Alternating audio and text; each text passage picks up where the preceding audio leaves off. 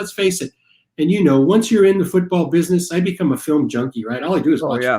When I'm bored, I come in and watch tape. I have access to NFL and college tape, so I spend a lot of time watching film. So it's easy for me to stay in the game when you're doing that, and the podcast allows that to happen.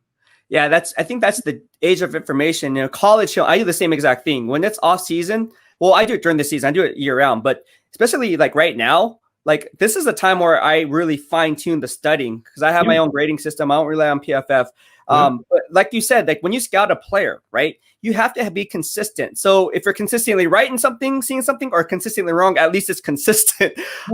But when scouting certain positions, right, when it comes to the cornerback position, it's a lot different than, at safety, for example, right? A boundary quarterback as opposed to a safety who can, and nowadays has to be interchangeable. And in years past, let's talk about that.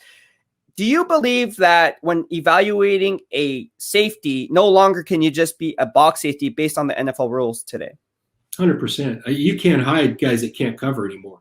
You used to be able to do that, but now formations, coaches are too good. They'll find you if you can't run and cover. They find linebackers now that can't run and cover. Therefore, they have to come off the field. And that's why teams are really in sub packages 75% of the time now.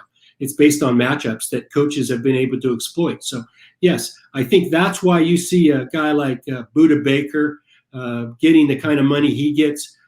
Guys at the top of their game at safety now are demanding and getting big money because in regular personnel packages, they can go cover a receiver in the slot.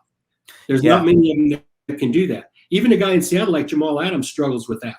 So a safety that's athletic enough to cover in the slot, because you're going to get matched up at times with bad personnel in the game, depending on what an offense has done to you in substitution packages, right? So those safeties become valuable. And so you cannot hide guys that can't cover anymore. But the ones that can run and cover, Simmons in Denver, like I say, Buda Baker in Arizona, those guys that's why they're getting 15, 16 million a year. Yeah, that's a great point. And again, offensive